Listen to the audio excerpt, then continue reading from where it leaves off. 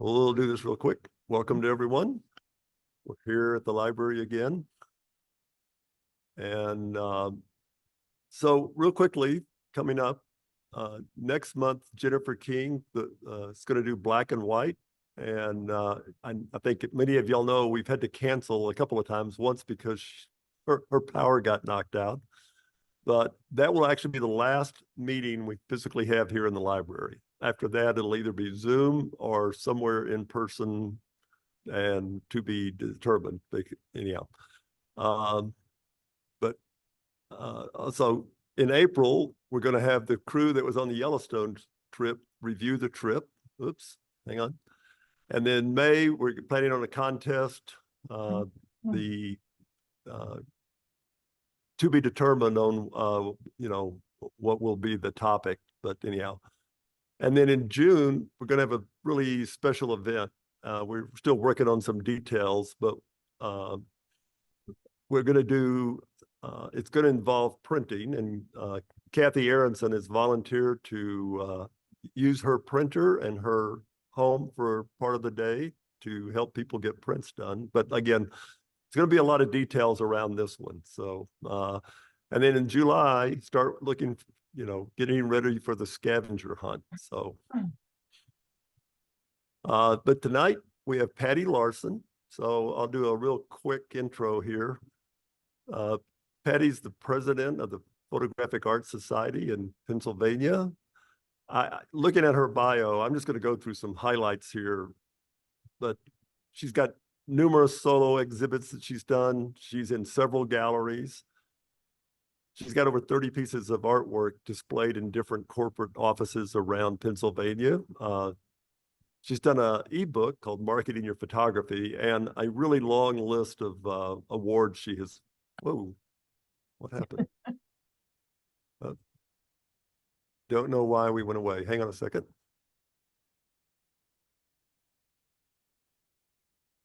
But anyhow, if you want to read all of that, I mean, look at all of her awards. This is her website, pattilarsonphotos.com. But tonight we're going to do layers, mask, and textures. So I'm going to turn it over to Patti. Let me stop sharing and give the presentation to her. All right. Let me see if I can get my screen shared here.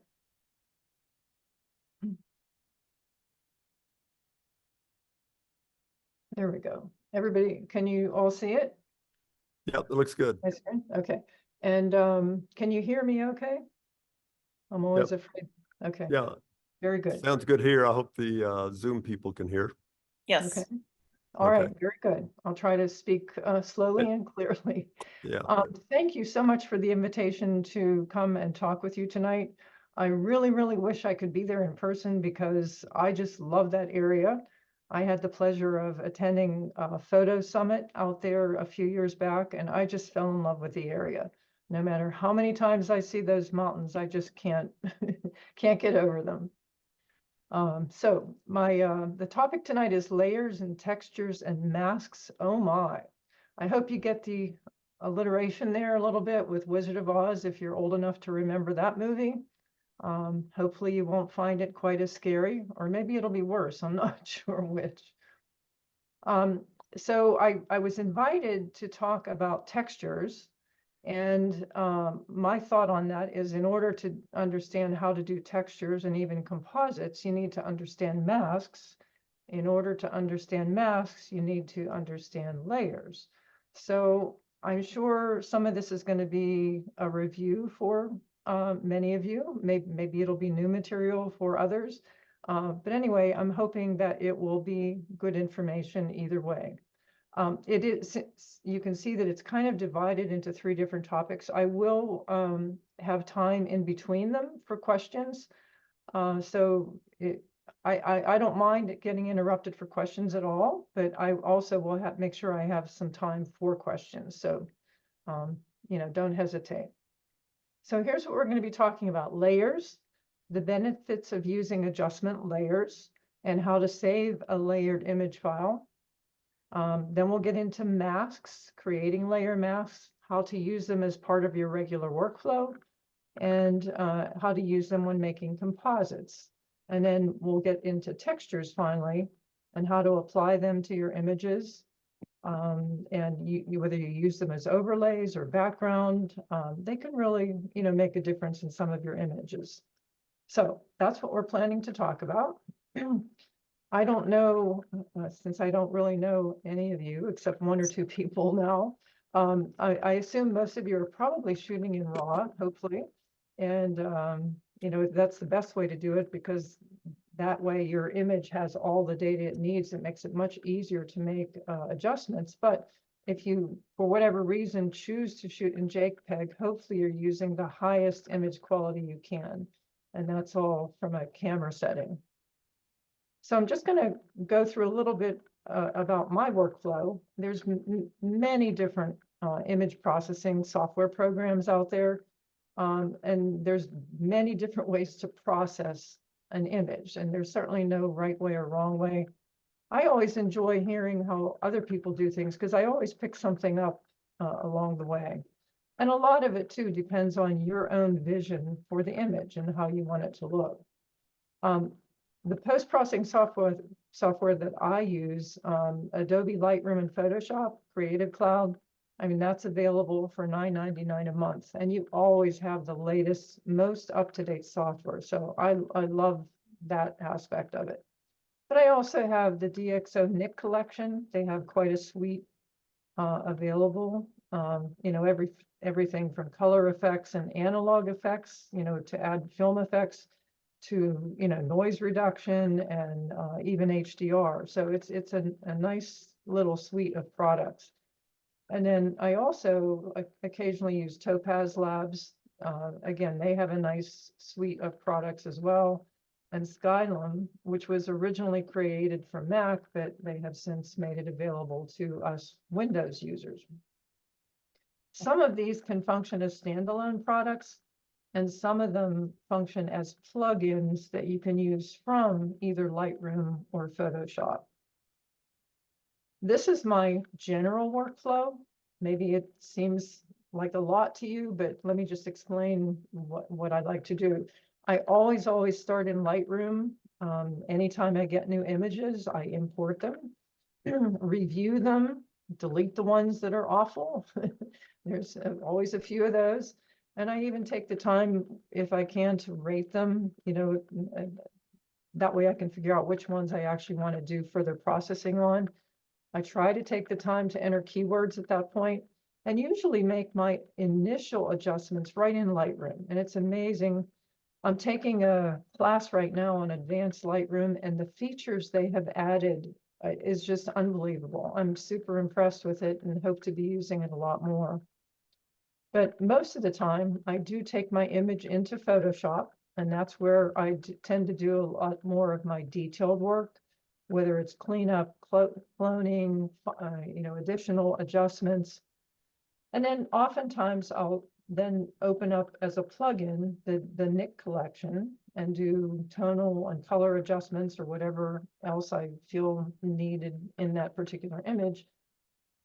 If I want to add some artistic effects, I might go into either the Topaz or the other Skylum products. And then those will get you back into Photoshop, where you can add final enhancements, and then back over to Lightroom to create my final JPEGs, whether they're for uploading or for competition, or for Facebook or Instagram, or to print if necessary. Now, do I do this all the time? Absolutely not. Absolutely not. There's many times where I just do my adjustments and everything I need right in Lightroom, and then I'm done. But it just depends on what I decide to do to the particular image. Well, that will determine how much of this workflow I actually use. The products that I just mentioned all pretty much have the ability to add layers and do masking, and to even add a new image layer. But I really prefer using Photoshop to do this for layers, masks, and textures. I just think you have better control in all the detailed areas, and the shortcuts are just phenomenal. One of the things I hate doing is when you're working on something and you have to go click on some menu item somewhere or some slider bar. in Photoshop, you can use a lot of shortcut keys that make it so much easier, in my opinion. So what adjustments are you going to make to your image? That's something you have to be very objective with your image and be critical. I'm sure you all do this all the time where you're getting ready to put something into competition. You know, you have to look at it very objectively and decide, what does this image really need? Are there distractions? Is the light good? Is the color good? What can you do to focus the viewer's eye and really have them focus on your subject that you want them to? So it's good to come up with some kind of plan rather than just making adjustments willy-nilly. So when you're in Photoshop and you decide to make some enhancements, of course, it's very easy to open up your image, go up to image and adjustments and start, maybe you want to add some vibrance to the image or adjust the levels or the saturation, whatever it is. The problem with doing this is you're directly affecting the pixels in your original image. And when you do that, if you open it up as a JPEG and you save it back as that same JPEG, your original image is gone. There's no history. You can't bring it back. It's gone. So that's why I think it's really important that everyone work with layers, because that's a non-destructive way of making your enhancements. So what are layers? One way to think of them is like sheets of transparency papers all stacked together. Each one of them has different properties and you can adjust them independently. And then you can blend them together at the end for your final image. There's many different types of layers. The background layer is your original image, and you'll see that layer is usually locked. You can easily unlock it by double clicking on it, but that's your original image. And then there's adjustment layers. We'll be talking about these. You can duplicate layers. You can fill each one of them with a color or gradient or pattern. You can even add a text layer if you want. And then an important thing to consider, and we'll talk more about this, is turning a layer into a smart object so that you can go back and make changes to that. So again, this is considered non-destructive processing because you always have your original image. When we make these layer adjustments in Photoshop, it doesn't affect the actual pixels, right? We're just working on the layer. And each layer, as you make an adjustment, you can turn off or on the layer so you can see what effect your adjustment actually had. And the nice thing is you can come back at a later time and continue to make adjustments. Other things you can do, and we'll talk a little bit more about this later on in the presentation, you can change the blend mode of layers, which can add some interesting effects. And you can change the opacity of the layer if you want to do that. There's also blending options that we'll be talking about, or you can group the layers together to try to keep them organized so that you don't have too many that are hard to control. And then finally, you can save the image as a TIFF or PSD, a Photoshop document, and then you can reopen that at a later time and continue to make adjustments. So it's really the best way to work in Photoshop. So if you're going to work with layers, it's important that you can see the layers. If you're not familiar with this, all you need to do is go up to Window and check Layers. Make sure you click on this, and then you'll see the layers in your Layers panel. So let's walk through a little bit through an image here. One of the first things I usually do is look at the image. Is there anything in the image that maybe is undesirable or it's a distraction? I don't mind the posts that are in the background because they're pretty well blurred, but this one kind of bothers me. To me, that's a big distraction. The image isn't bad. I think it's a little bland, so hopefully we can do some things to spice that up. So what I like to do when I'm doing cleanup is I duplicate my layer. Again, the background layer, like I said, is locked. All you have to do to unlock it is double click it, but I usually make a duplicate of that layer and I call it cleanup. And that's when I will do any removal of objects or any major thing that I want to clean up. Oh, in case you don't know, to duplicate a layer, you simply click on the original layer and hit Control J in Windows or Command J on Mac. You can also right click and select duplicate layer, or go all the way up to the layer menu and choose duplicate layer. So there's many ways to do things.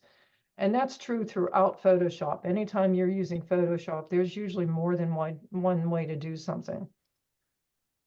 So again, if we're going to clean this up, I want to remove that stick. There's, again, several ways to do that. You can use spot healing. You can clone it. And Photoshop now has a new tool that they call the remove tool.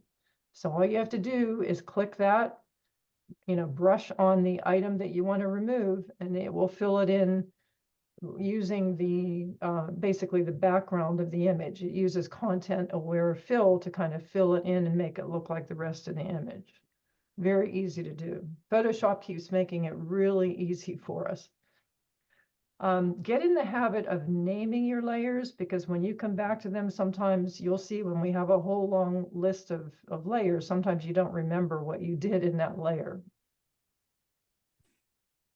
So we removed the distraction here, and now we want to start making some adjustments. We want to brighten up the image, maybe add a little more color.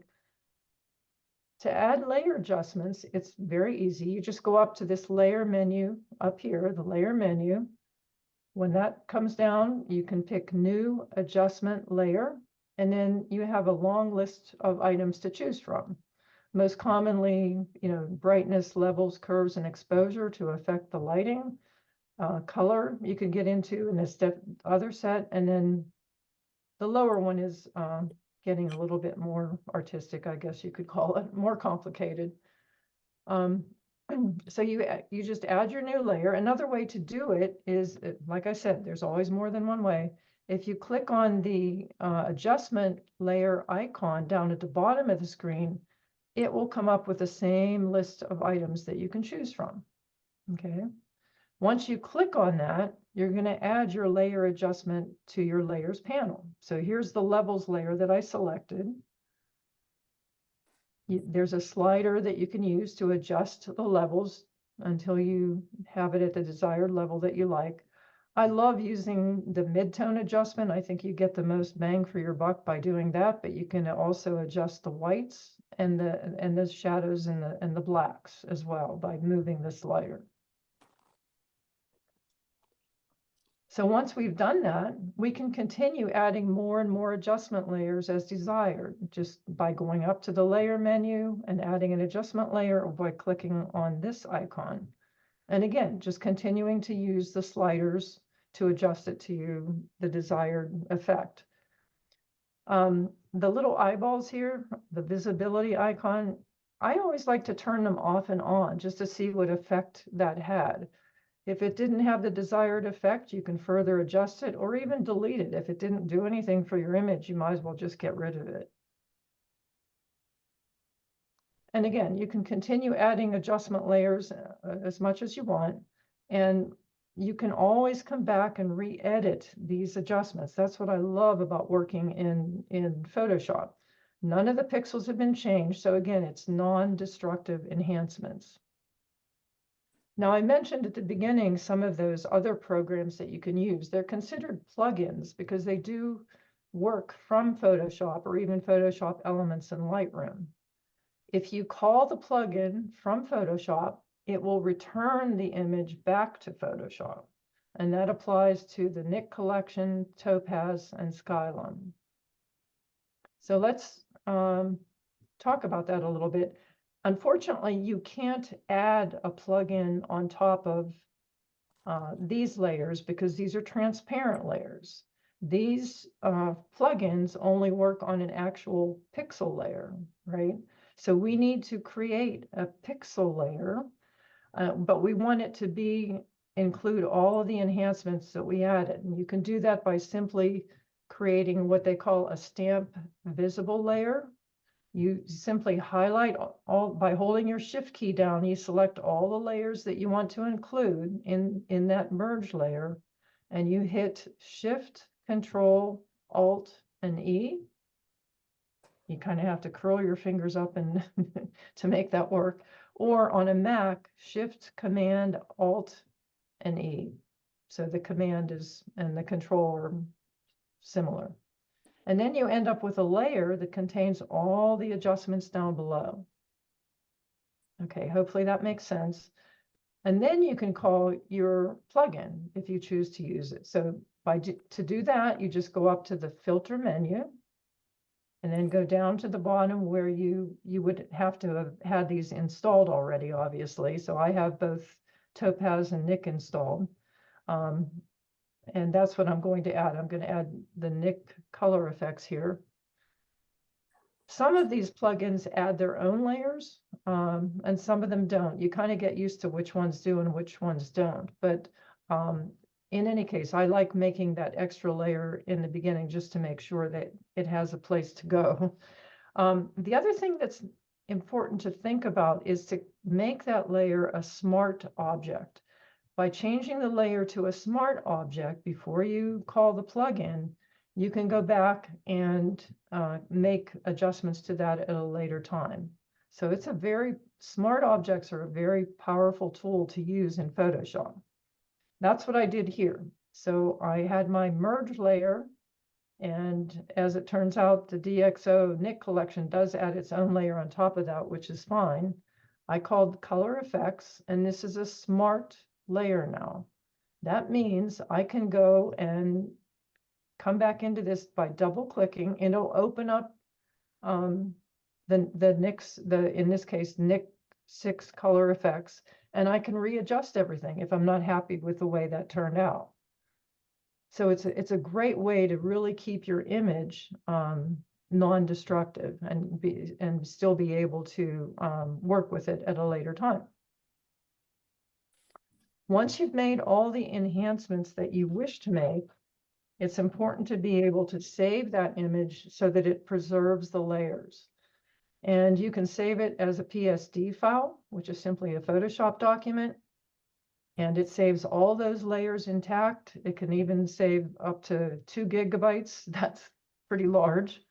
I know people sometimes do a whole lot to their files and they end up with a super gigantic file, and you can save it as a PSB file. I've never done that.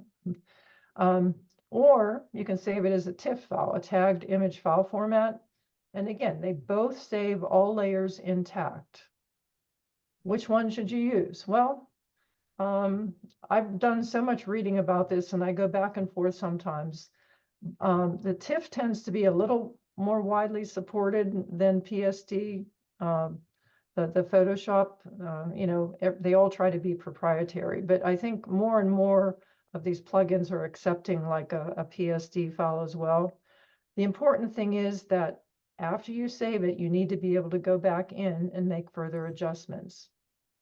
Some of these plugins, these other post-processing software, if you use them as standalones, they'll save the layers, but they save it in a proprietary file. So you may not be able to open it back up in Photoshop and have all those layers preserved. And sometimes they'll save it as a TIFF, but it's a flattened layer. So that's not going to help you with further changes. Whether you save it as a Photoshop document or a TIFF file, make sure when you go to save it that you check layers. You want to make sure you're saving it with the layers intact. Otherwise, all that work you did is going to be wasted. So you can save the file.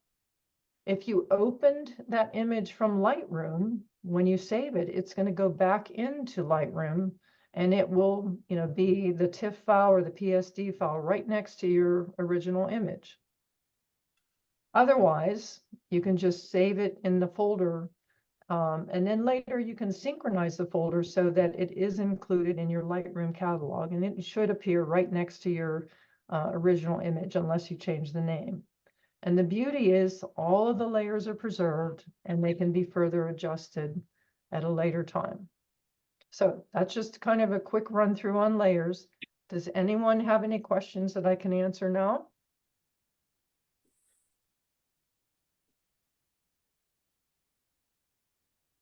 No questions? Looks like it's all quiet. Okay, that was probably review, so I'm not surprised. Okay, let's move on to masks. This gets a little more exciting. So what is a mask? Something that serves to conceal or disguise, just like the masks that we wear on our faces. In Photoshop, it's a way to make part of a layer invisible. So depending on how you're using the mask, you can use it to hide something, or you can use it to reveal something in the image. And to me, this has become, for me, because I like to do a lot of things in Photoshop, one of the most powerful tools. And if you can catch on to this, it's amazing what you'll be able to do. You can use it to apply your adjustments selectively. Instead of having that adjustment apply to the entire image, you can just allow it to be applied to certain areas of the image. You can use it for dodging and burning. You can hide some portion of an image that you're not happy with. You can use it when you're compositing images, and of course for textures, which we'll be talking about shortly. So what you want to do is select, so if we're going to talk about applying adjustments selectively, the first thing to do is select the layer that you want to apply the adjustment to, and select the portion of the image that you wish to adjust. Now, there again, many ways to do this. You can use your rectangular or elliptical marquee tool, lasso tool, quick selection tool. And Photoshop, once again, has made it very easy. You can select the subject. That's actually an option. You can even select the background. And it's amazing what a good job it does. You can then mask and refine your selection by feathering out a little bit more. You'll see when we get to this, talking about this a little bit more, you'll be able to refine that a little bit. And then you can add that layer adjustment so that it only affects the unmasked portion of the image. So let's talk through an example. I have this cabin in a field, pretty bland, boring sky. So I would like to enhance the sky to make it look a little more desirable. I simply used a selection tool to go around and trace around the image so that I've selected the sky. And you can see that the rest of the image is now masked. So if I add anything to the image, this will not be affected. I added a curves layer to add some color and brightness to the sky, and notice that it only affected the sky. Okay, and you can see, if you see my mask down here, that's what this white box is. The black portion was unaffected, and only the adjustment only applied to the sky. Once again, Photoshop has made sky replacements very easy. It's actually an option from the edit menu. They've added a sky replacement option right from the edit menu. So let's see what happens when we add it to this very dull, gray, boring sky. When you select that option, it presents you with a whole bunch of different things. You can have different blue skies, spectacular sunrises and sunsets. The only problem is, and this could be a problem certainly with your competitions and so on, is those aren't your images, right? That's something that somebody provided to Photoshop or whatever. But you do have the ability to upload your own sunrises and sunsets or skies or clouds or whatever else, simply by clicking on this little plus. So the image right here that I've added is my own image. And it does a very, very nice job of selecting the sky. It goes around the tree, around the house. I didn't do any of that. That's a little bit of artificial intelligence that they've added to Photoshop. So it's a phenomenal addition to Photoshop. But let's talk about more specific masking techniques that we can use by creating your own masks. And the important thing about masks that you have to remember is white. If it's a white mask, it shows. If it's black, it hides. Also, another way to think about it, if the mask is white, it's visible. If it's black, it's invisible. And that's applying to the current layer to which you've added the mask. Now, in order to make that apply to just a portion of that, you can use brushes. And when I'm talking about a white brush or a black brush, I'm talking about the paint color that you choose. So you choose your brush and then you go to your brush colors. A white brush on a black layer will allow the painted part of that layer to show. Remember, if we're using a black layer, that layer's hidden until we paint it with a white color. On the other hand, if we have a white layer and we paint with a black brush, everywhere we paint is going to hide that part of the layer. This is the most important thing. If you're not familiar with this and you don't get anything else out of my talk, if you can remember this, you'll be doing great. Let's use this as an example. So this is a coastal brown bear, grizzly bear, taken in Alaska. And it's a great shot of this bear, but I find it a little dark. We've lost a lot of detail in the fur here, and things are just a little bit dark. So if I add a layer adjustment of levels and I lighten it up, now the whole image was affected. And in my opinion, I think it's a little too light everywhere. I really don't like that. The bear's not bad, but everything else is a little bit too light. So one of the things we can do, the mask that was added along with that layer adjustment, it was white, right? So that meant that everything shows. I can use a black brush to hide the areas that I felt were too light. So I simply select the black color, grab my brush, and I paint all around the image. And you can see in my mask, I painted almost everything except for that little white spot in the middle, which is the bear. That's a lot of painting to do, right? Why not do the other way? And instead of having a white mask, let's make this a black mask. So basically it's hiding that adjustment everywhere except where I paint. So now I use a white brush, a white color, and now I only have to paint the bear and lighten him up a little bit, and everything else kind of stayed the way it was. So how do you change from a white mask to a black mask? It's actually very easy. Once you've added your mask, you simply invert it by clicking on Control-I in Windows or Command-I on a Mac. That'll change it to black. The other way you can do it is click on the mask and fill it with black. You just go up to Edit, Fill, and then choose black. So that's how you get the black mask. Then you need to worry about setting your paint colors. Now, the default colors are always black and white. If you've done any type of color selection prior to this, maybe you have different colors here, but anytime you need to get back to the default color, simply press the letter D and you'll get black and white as the default colors. Anytime you need to switch them, you just click X and they'll switch positions. When you're using your brush, it always uses the foreground color, which is the little box in this area right here. So that's considered the foreground color, and that's what you'll be painting with. So you can switch back and forth as you need just by clicking on X. Another thing you have to think about when you're using your brush is the size of the brush and the hardness. In most cases, you want to use a relatively soft round brush. And you can do that by, when you're in the brush panel, I should have had a slide to show you where that is. I'll try to remember to point that out. You want to adjust the hardness so it's quite low. It doesn't have to be 0, but you want it quite low. If you keep it hard, if the hardness is very high, you're going to have very hard edges around everything that you paint. And it might work in some places if you have a straight line or something that you really need to get just perfect, but most of the time you need a little feathering in there to make it look a little more realistic.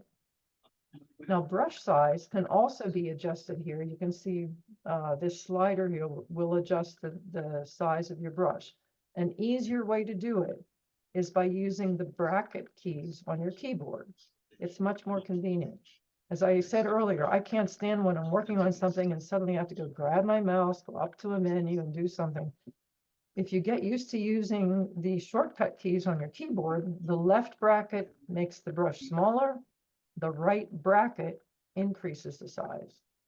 You know, there's some areas where you're going to want to use a big brush, and then there's other areas where you're going to need to get into small areas and reduce the size of your brush. Other things to consider are the opacity of your brush and the flow.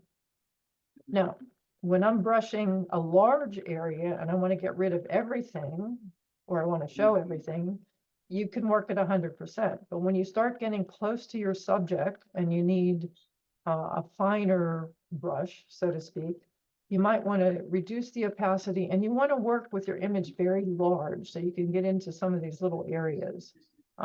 Otherwise, you're not going to be able to get a good edge here. So the opacity and the flow are also things that you have to consider as you're using your brush. Now, I mentioned that masks and layers are a great way to dodge and burn.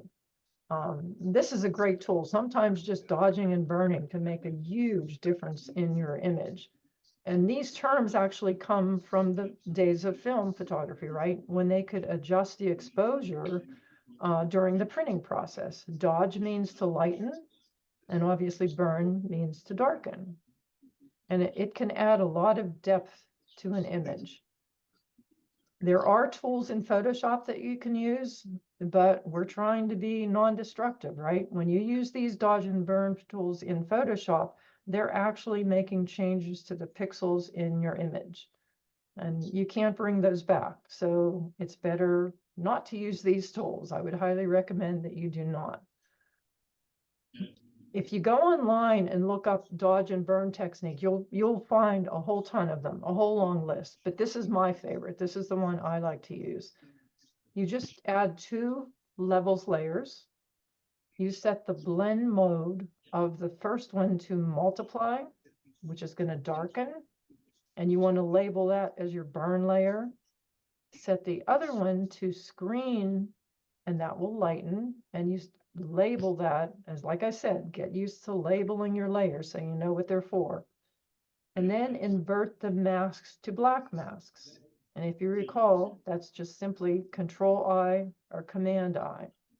So those are your adjustment levels, and those are your dodge and burn layers. You want to be, you probably want to add this very specifically to just to certain areas. So if you paint with the white color on the black layer, that's where your dodge or burn will be applied, okay? So if you paint with white on the multiply layer, that's your burn layer, it will darken that area. On the screen layer, it will lighten. And then you can further adjust that levels layer to either lighten it even further or darken it. And I like to add, I actually created an action in Photoshop so that these are added automatically. That's a very easy thing to do. All you do is record these steps and save it, and it becomes an action that you can access at any time and automatically add these layers without having to go through this every time. Let's take this example. Yes, I like bears. I did a trip up to Alaska and had an opportunity to photograph grizzly bears from a boat, which was probably the most exciting thing I think I've ever done. So this is my original image. It's a pretty nice image because it's got a nice background, the lichen on the rocks, the moss on the rocks, but it's flat. I think it doesn't have any depth to it. So I've added, using an action, I added my 2 layers, dodge and burn. So the burn layer is set to multiply. So anything I do here is going to darken. The dodge layer is set to screen. So anything I do here is going to lighten. And you can see you can see by the white paint I used here, I did a lot of painting on the burn layer. So I really darkened down the areas around the moss, and especially in the background a little bit. And then I dodged or lightened some of the bear fur, so that really stood out. And the claws, you want to highlight those. So it took this image, which was rather flat, to this image, which I think hopefully you all agree that that has a lot more depth to it and has a little bit more excitement to it. Very simple technique, very easy to use. Okay. Does anyone have any questions about what? We're still going to do a little bit more talking about masks, but are there any questions at this point about masks? I have a question. Mhm. Where do you find the remove background? Do you have the latest version of Photoshop? Yes. Okay, so usually if you go to up and choose a selection tool, for me, a prompt comes up and it will actually say select subject or remove background. I actually have a prompt that comes up. But first you have to kind of reach for your selection tool. You know, one of these selection tools, whether it's quick selection or, you know, even a lasso or something. Uh-huh. That's when it pops up for me. I actually get a little prompt that will appear down here and it'll say select subject or remove background. Oh, okay. So take, I'll have to check that out. yeah, Is something Thanks. called? Hmm? Is something called? I couldn't hear that question. Photoshop. Yeah.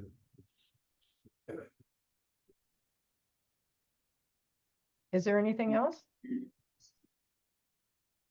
Nope, I think that's it. Okay, all right. So let's start talking a little bit about using masks for whenever you're doing a composite. So maybe you have this great photo, but the subject is great, but either the background is cluttered or boring, or maybe you have this great landscape, but you don't really have a great, interesting subject. So an interesting way to solve that problem is to combine two images together. And this can be used in all types of photography with a cautionary note. I'll get to that in a minute. Whether you can use it in portraits, nature, landscape, wildlife, and certainly street photography. However, this may not be acceptable for competition, and I don't know what your rules are there. I know in the Camera Club in Erie, they do allow composites as long as it's your image that you have taken. I know they're not permitted. If you enter any type of nature or wildlife photography competition, they would not be permitted. And it's really my feeling from an ethical perspective, if you create an image that's a composite that didn't really happen in nature, I think it's wise to just label it as such, or let people know if you're posting this online or something that, hey, this was a composite. I don't think, you know, that's a bad thing to do. So the general steps for compositing two images, I always like to make sure that each image is pretty much enhanced to the way I want, you know, do your cleanup, your cloning before you kind of get them together, if possible. And then you have both images open in Photoshop and you simply drag one image over on top of the second image. Usually the subject is on top, but it just depends on the images. Then you want to add a mask to your image. And it's just going to depend on what you're trying to show and what you're trying to hide. When you go to add your mask, as always, there's a couple ways to do it. You can go up to your layers menu at the top of the screen in Photoshop, go down to layer mask, and you'll have basically two options, reveal all or hide all. Reveal all simply means it's going to give you a white mask. So whatever is on that layer, you will see it. If you choose hide all, then you won't see that layer until you paint on it. Another quick way to do it is go down underneath your layers panel. There's a little icon there. It's your layers icon. Click on that and it automatically adds a white layer. Okay, a white mask. And you can convert that to black simply by clicking on Control-I or Command-I in Map. How do you know whether you use a white mask or a black mask? I think it's pretty simple, really. If most of the image that's on top is going to be shown, use a white mask. You don't want to be painting a whole lot if you don't have to. But if most of your image is going to be hidden and you only want a small part of it to be shown, then you want to put a black mask on. And then you simply use the opposite colored brush to either show or hide the part of the image that's desired. So we're going to walk through an example. I'm sure you all know where this was taken. I was standing in the, I think it's called the Transfiguration Chapel, in front of the Tetons. I looked out the window and saw this magnificent view. It was just incredible. But that view, every photographer that I was with had that same view. So I decided I wanted to do something a little bit different. I wanted it to be black and white, but I fell in love with the colors of these trees. I want the orange to show through. So we're going to do something a little bit different. I'm going to take my color layer on the bottom. I added a black and white layer. I added a white layer mask because most of this image is going to show, right? And I'm going to paint with black so that I let the orange color from the aspens show through. And I tried to depict what this is looking like. As I'm painting with black, you can kind of see some of the orange color coming through. Okay, so in other words, most of the black black and white image is showing, but I'm painting with black to hide the part of the image, and then the image underneath is coming through. So the orange color is coming through. And this is what I ended up with. And I have sold a lot of these pictures, even to people in Erie. I guess everyone loves the mountains.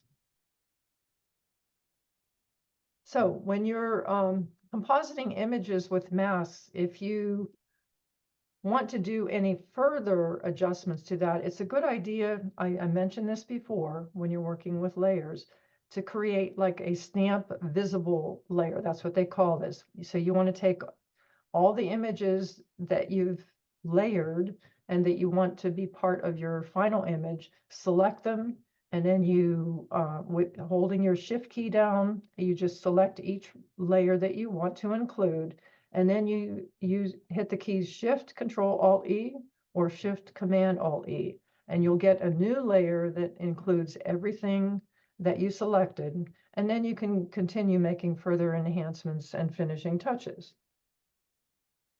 Let's take another example. I have a ton of hummingbirds that come and visit my feeders in the summertime. But who wants to look at a hummingbird at a feeder? That's not really very exciting. I put petunias and all kinds of flowers out there, but they never listen to me when I try to get them to go fly near the flowers. So I'd like to try to show a hummingbird on these flowers, right? So in order to do that, first I need to get rid of the feeder. And you can do that by using a quick selection tool and then fill it using content aware fill, or you can just clone it out. And I have to be honest, when I tried to use a selection tool and have it use content aware fill, it did not work out well. It tried to do something really funky with this. I ended up just using the clone tool to kind of clone this out.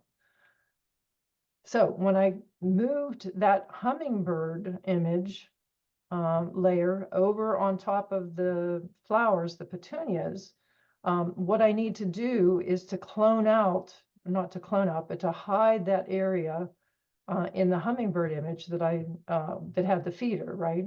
So I added a white mask and I painted with black. I set my foreground color to black and I painted that lower left corner. And for most of it, I set my opacity to 100% because I wanted most of it blocked out. And then, you know, as you get closer to the edges, you want to reduce your opacity. And again, work at you want your image to be like at 100%, so you can work in some of the fine details, work with a smaller brush. And if you make a mistake and you brush away too much, just switch colors to the opposite color, and you can correct that mistake very easily. And then you end up with, you know, this, which is not a bad image. You probably recognize this, I'm sure, along with my other fellow photographers. We all got this same image, not an exciting sky, so I decided to do something different. I made a number of enhancements to kind of darken it and added a moon to it, just for something different. Here's another image of, I love hummingbirds. They're my absolute most favorite bird. It had this great image of a hummingbird and my plant, which, like I said, I could never get them to fly to the flowers. So I just took a picture of each and did a composite and showed the hummingbird appear to be, sipping nectar out of that flower. This is one of my favorite images. This was taken on the Alagnak River in Alaska, an Arctic tern. Pretty good image just by itself. But again, I think the gray sky just kind of makes it a little boring. So I decided to use a background also from Alaska, taken at the same time, nearby, near the same time, and made that the background. I added a reflection of the tern and ended up with this image. This actually has won a couple of awards in creative categories, obviously, not in nature or wildlife, because that wouldn't be permitted, but I think the angles of the wings and the angles of the mountains in the background really added a lot to this. And then another one was, we have a tall ships festival on the Great Lakes, where all these tall ships come through from all around the Great Lakes, as well as from other companies or countries rather. We've had them come from Norway and Sweden and other countries, Spain. So they actually have a parade of sails where you get to see the ships, but it was a horribly overcast, rainy day, not very exciting. So I added a moon, meant to be artistic, because this is not at all realistic, right? Along with a reflection. And believe it or not, this was selected as the cover of a book called The Witch's Fleet, which is all about the building of the ships in the Erie area back in the 1800s. So you never know what's going to happen when you post something, right? But I was pretty excited about that. Okay, you can also use a selection tool. We'll just go through this really quickly because I want to get to textures, obviously. Rather than using brushes and masks, you can also use a selection tool to select the image that you want to put on top of a background. So this is my grandson. I used a quick selection tool to kind of select him. But like I said, we now have the ability in Photoshop to select subject or remove background, which would have made this a lot easier. Here it is with the mask. I pulled this over on top of a background image that I wanted to use, just kind of a wooden look with some Christmas lights, and added some additional finishing touches, and you end up with a cute little Christmas card that you can make. So it's just amazing what you can do, once you learn how to use masks. So any questions on that? Patti, Real quick. could you describe how you did the Arctic tern reflection? The reflection? Yes. Yeah, let me go back to that one. There's actually, well, there's a couple ways you can do it. You could actually take this layer and turn it upside down and just kind of and make that a layer. In other words, select this and you make another layer out of it and you flip it upside down and you can kind of distort it a little bit. Or there's some software out there called Flood. You know what? I have it at the end. I can't quite. I think it's called Flood. It's actually a piece of software, and it will add a reflection for you, which is pretty cool. And I don't remember what. I know the reflection on my ship. Sorry, I don't mean to make you dizzy here. This I did myself. I just took this and made it a new layer and turned it upside down, and then just kind of, I wanted it to be faded and so on, so that it looked a little bit more realistic. I can't remember for sure whether I did that with this Arctic tern or not. But it really isn't hard once you understand layers and how to do that. But it's also a lot easier if you can use that software Flood, I think it's Flaming Pear, but the company is Flood. Okay, let's move on to texture. So what is a texture? Basically, it's the feel, appearance, or consistency of a surface. And here you can see I have pictures of wood, lichen, fur, and crevices in the rocks. Those are all textures, right? If you were to place an image of a texture on top or underneath your image, you can give a whole new look to your image. Maybe it'll have a distressed look, maybe it'll have a painterly look or look like there's canvas or paper. You can really make it look quite different. And you can do different things to these textures. You can change the layer opacity, you can change the blend mode, and you can, again, we can use masks to show or hide different parts of that texture. So where do you get the textures? There's a ton of places online. Here's a few examples. Flypaper, Brush Easy, even Etsy has digital textures. French Kiss, Photoshop Artistry. Magnolia Textures is a lady who actually creates her own by painting. Hazel Meredith is known for her textures. She provides textures. Daily Texture is my absolute favorite because they often include things that kind of look like grasses and seascapes and different things like that.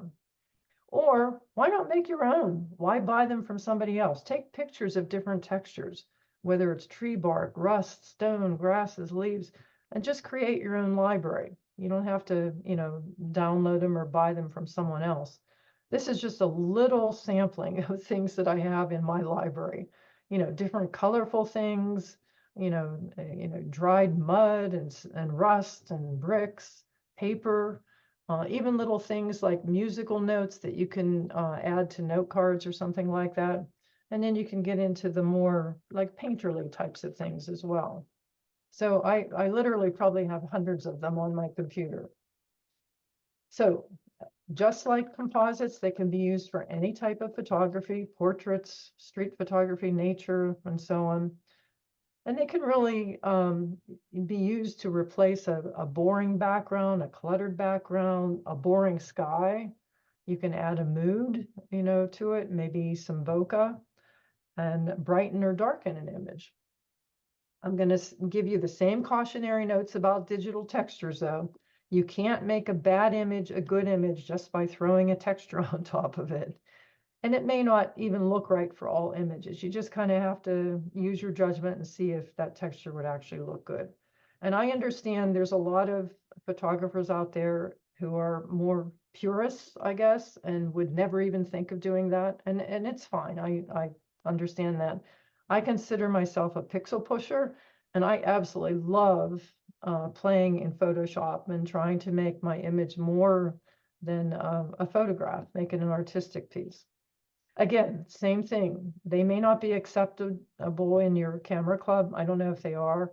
Our camera club in Erie does allow them, even if you have downloaded them. But that's about the only thing they allow. They don't allow, other images or anything. They are not permitted when entering nature or wildlife competitions. And again, I always like to indicate if I'm putting something online on Facebook or something, just indicate you added a texture to it. It's not a big deal. You're just trying to make it an artistic image. So let's look through some examples.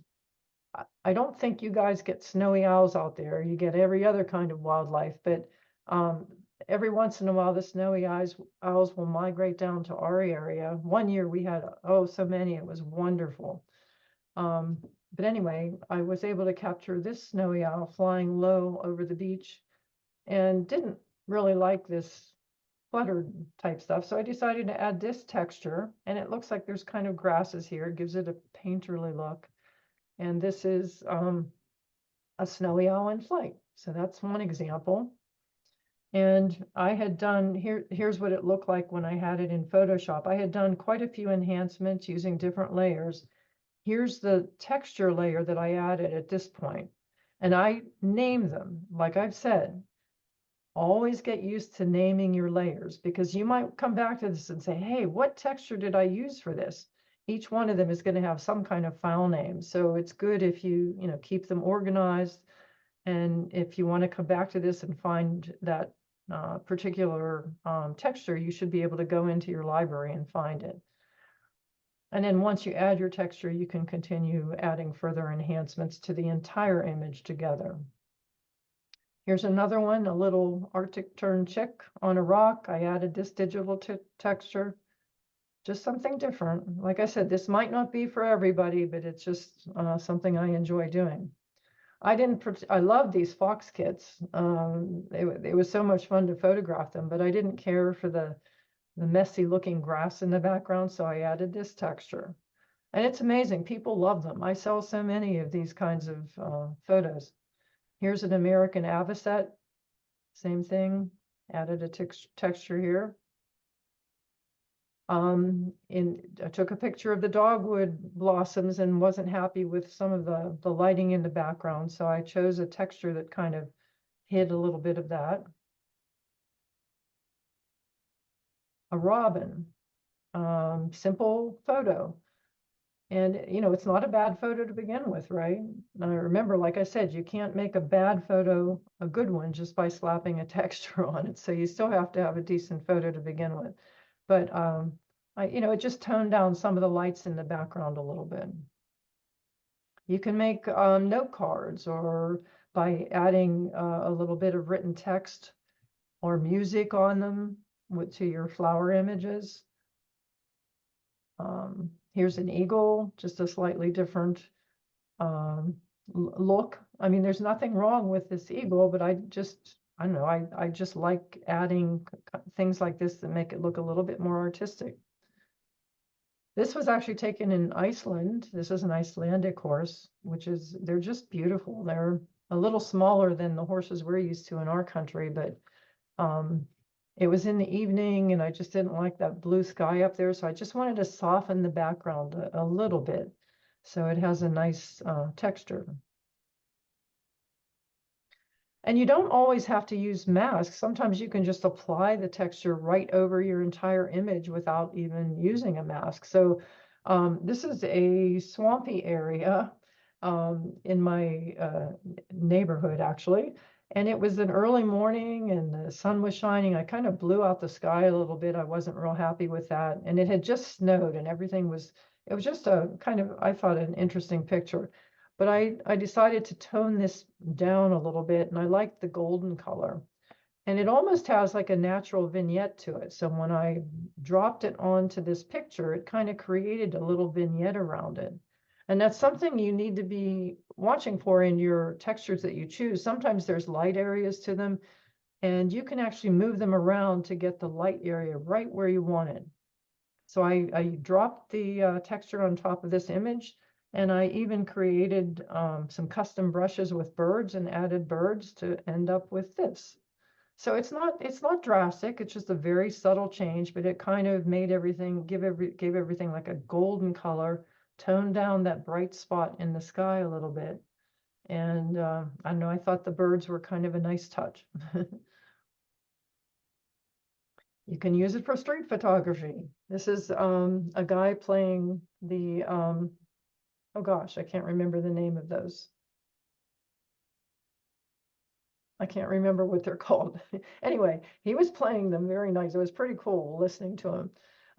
And I just, again, just to kind of spice up the background a little bit, I applied one of these, it was an unpredictable texture. I can't remember what company it was from, but it gave a little splash of color behind it. And I actually did that using Luminar. So you don't just have to use Photoshop. This was taken in New Mexico as well, where they hang chili peppers on all the doors to keep away the evil spirits. Just added a texture to give it a little bit of a grungy feel. Obviously, I would have had to use a mask to kind of mask this part out because I didn't want the texture over that. And that was actually done in Topaz, so you can use other software as well. My little granddaughter wasn't happy with the background, but I loved her smile when she was playing in this little puddle, so I added a little texture behind her. So how do you add a digital texture? It's basically a similar process to making a composite image. It is a composite, basically. But you need to think, do you want your texture to cover the entire image or just part of it? Are you going to need to mask part of it? Is it replacing something? Are you trying to hide something? And do you want it to be lighter or darker than your main subject? If you have a dark subject, you might want to have a lighter background texture, or vice versa. I always like to make sure that your images are enhanced prior to use, pretty much. I mean, cleaned up at least, and you know, with the lighting the way you want it. And then you have to select your texture. What color are you going to choose? Sometimes you can actually go to the color wheel and try to decide what colors are going to look best with your subject. You can use coordinating colors, complementary colors, and you might want to even consider this little color wheel. Oftentimes you have to experiment. You might drag one texture over and it just doesn't look right with your image once you see it. So you can, you know, just keep trying them until you get the look that you want. You can put the texture on top of your subject or beneath it. It doesn't really matter, but it might make a difference in the way you do your masking. And when I'm working on my texture layer, especially if I have to do a mask, I usually reduce the opacity so that I can see my subject very well. And you can work your way around the subject with your brushes very easily. The other thing to remember is you don't have to put the texture squarely on your image and make sure all the corners match up. Heck no. Skew it, stretch it, distort it, do anything you want. You want to pick the best part of that texture to enhance your image. As I mentioned before, sometimes textures might have a little light area in them, and you want to move that to that's going to feature your subject in the best light. And like I said, you can stretch them, skew them, turn them upside down. You can even make adjustments to them within that layer as you're playing around with it. You can change the vibrance or saturation, exposure, and so on until you get it right where you want it. You can also use different blend modes. I mentioned that before.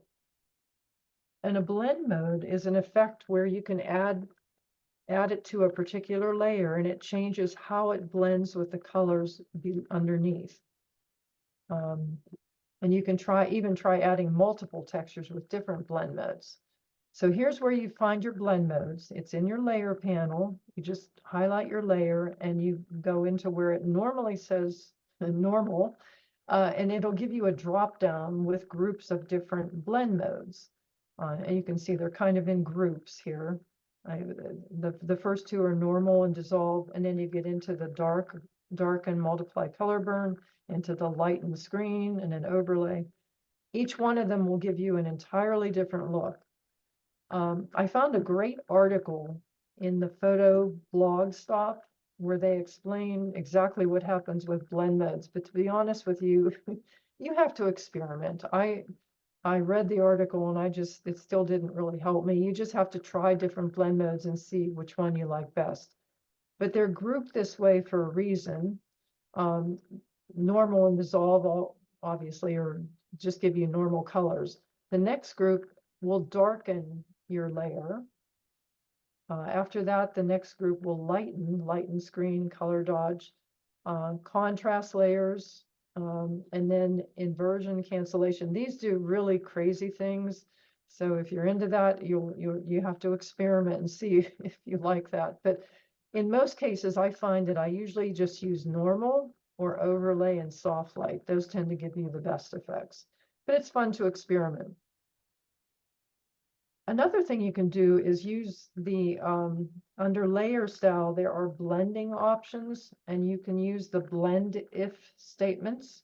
So you can actually blend the layer depending on the color channel. So you, for example, you can blend if gray.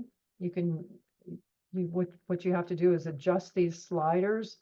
And you'll see that parts of the image will disappear if the upper layer is gray, or you can do it if the underlying layer is gray. You'll see them blend together. Again, it's something you have to experiment with. And it's probably a little too complicated for a quick presentation.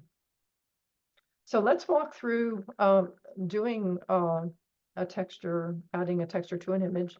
So I have an image of an eagle, and I've already selected my texture. I dragged it underneath. So the eagle is my primary layer. Right now I have the blending mode set to normal, and the opacity of both layers are set to 100%. I'm going to add a white mask to my eagle layer right here. And if you remember, you can do that by clicking on the little mask icon down here, or you can go up to layer and layer mask, and that's how you add your mask. You want to make sure your brushes are set to the default colors of black and white.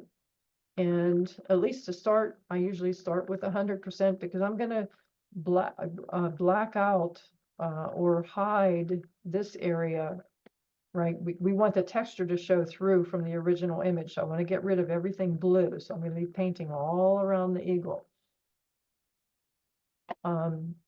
As I mentioned previously, I like to enlarge my image as I'm working in the finer details, because you need to kind of paint into some of the feathers here, and you want to use a really small brush when you're working in those areas.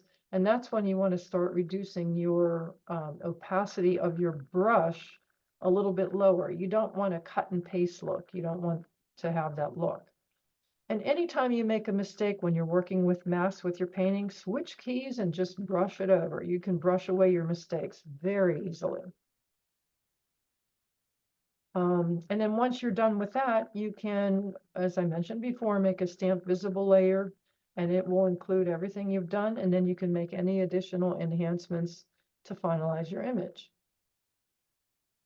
And here's my regal eagle with a texture. So you can also combine these different effects by doing composites and textures at the same time if you want to get a little more complicated. So here I go with my hummingbird again. I have a hummingbird that was taken outside and a vase of hydrangea. And I chose this painterly texture and put them together and came up with this image. Very painterly look. This one's a little more complicated.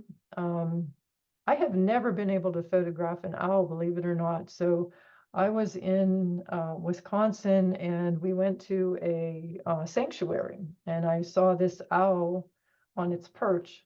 But who wants a picture of an owl on a perch that's actually tethered? That's not very exciting. In our backyard, we have this wonderful tree branch that's kind of dead.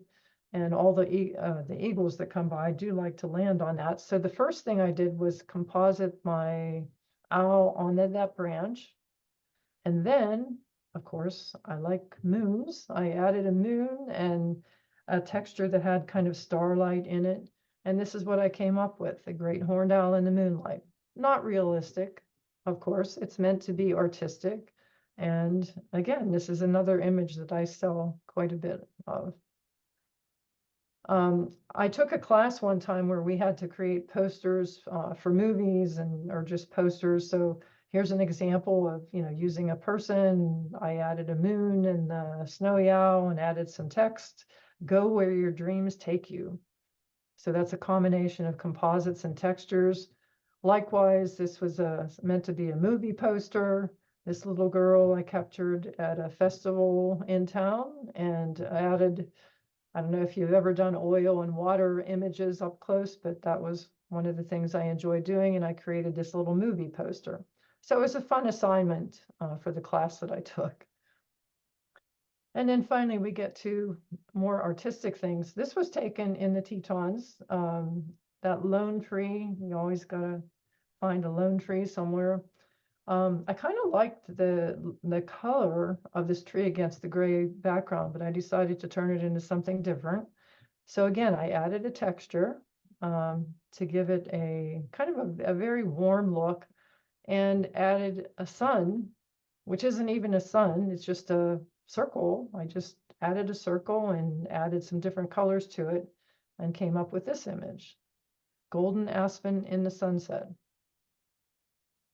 And then finally, for a slightly more complex image, another one of my grizzly bear photos. I just love the bears. and I added a texture. He was on a riverbank originally, so I added one of my, from the daily textures that I like so much because they often have kind of realistic, natural looks to them. Added another reflection and it was, I'm sorry, I had that backwards. Flaming Pear is the name of the company and Flood was the name of the software. So for the person who asked about the reflection. But you can do it yourself too. You can just select the bear, make it a layer and turn it upside down. You can do that as well. And believe it or not, these are not real trees. I added these trees using custom Photoshop brushes, which you can create. You can create your own brushes from your own photographs, believe it or not. Very easy to do. That you can also download special brushes. So these are all trees that I added as paintbrushes and then some birds again. So it's amazing what you can do, you know, if you put your mind to it. Once you learn how to use masks, I think you'll find that you can do just about anything. So my final thoughts on this are, by all means, shoot in raw format if you can at all. Try to use layers in your post-processing, use layer adjustments so that you can do your non-destructive enhancements. You make sure you create layers for the plugins that you're using and consider creating a smart object from that layer so that you can go back in later and adjust it if you need to. And always name your layers for future reference, because believe me, if you come back to an image a year later, you may not remember what texture you used or what your other composite image was or anything. So it's best to name them. Consider learning how to use masks for dodging and burning.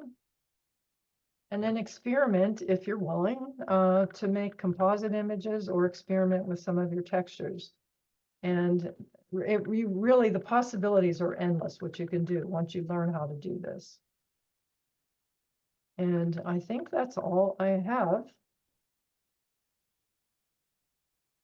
This is my contact information. If you have any questions after this presentation or you need some help with something, by all means, feel free to reach out. I'm more than willing to help anytime.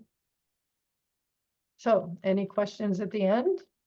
Is anybody still there? That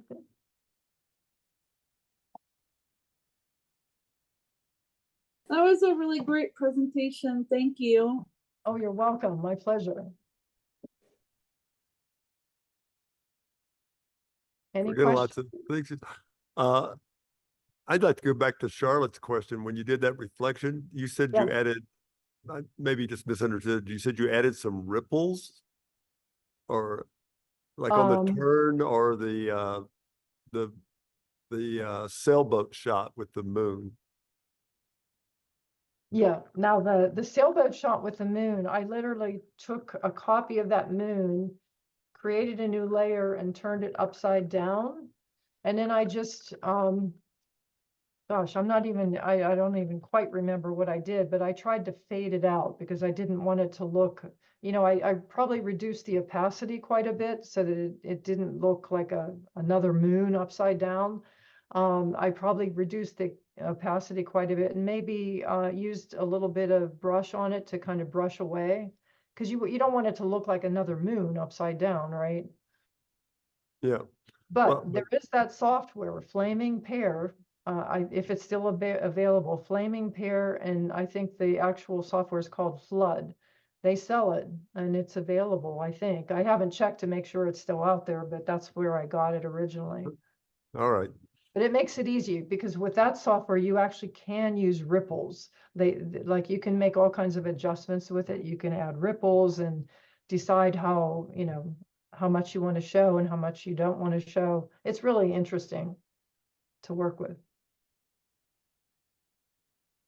Great. Well, any other questions? Anything here in the, hang on. Okay, what? She creates a smart layer, but the adjustments beneath the smart layer, she can't go back to those adjustments. They're done.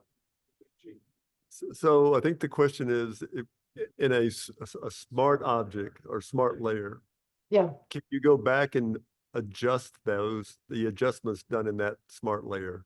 Yes. Yeah, and you can add, if you add a plugin and you make that layer a smart object, you can go back in. It'll bring up that plugin again and you can make the adjustments. What about the adjustments before that? What, okay, but what about the adjustments before that? You can still, yes, you can still make all the other, as long as you don't have a pixel layer on top of it, like you have to, all your layers below it have to be adjustable. So when you add that plugin, and you make that a smart object, everything underneath it should be adjustable unless you added a stamp visible layer and didn't do anything to it. If that makes sense. Like you can't have that extra layer in there that isn't changeable, like you can't change it. Let me see if I can go back to my image. Oops, I didn't mean to get rid of I'll come back on in a second. Let me see if I can find that image real quick, or that slide. Let me see, where was I? While you're doing that, one of the Yeah. questions we had, yeah, we did record this, so we can look at it a little bit later. Oh, okay. Yeah. All right. But I don't remember which one that was in though.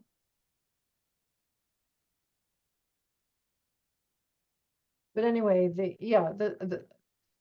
as long as all your layers are able to be changed, you should be able to change your smart layer as well.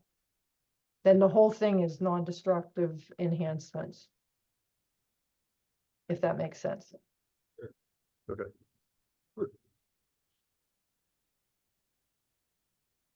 Anything else? I thought it was a great presentation, Patty, but Okay. yeah. Any questions out there? We just wanted to say thank you from the Boise Club for inviting us. Great. Okay, well, Everybody's got this. There'll be a test on this tomorrow. don't hesitate to reach out to me if you have questions or anything, or you need more detail or more information. I don't mind at all. Pleasure meeting all of you, and I wish I could have been there in person. Yeah. Well, if you're out here again, yeah, give us a word and we'll go out and shoot. That would be great. I would love that. Yeah. Cool. All right. Well, that's it. You guys Okay. keep, everybody needs to fire up Photoshop and go practice that. So, yeah. Great. Well, Patty, great job. Thank you very Okay. much. Thank you. Thank you. Thank you. Nice meeting all of you. Okay. Bye, everyone. Thanks. All right. Thank you. Thank you. It's my bedtime. I got to go to bed. All right. All right. Well, let everybody go. Have a good evening. Okay. Bye-bye.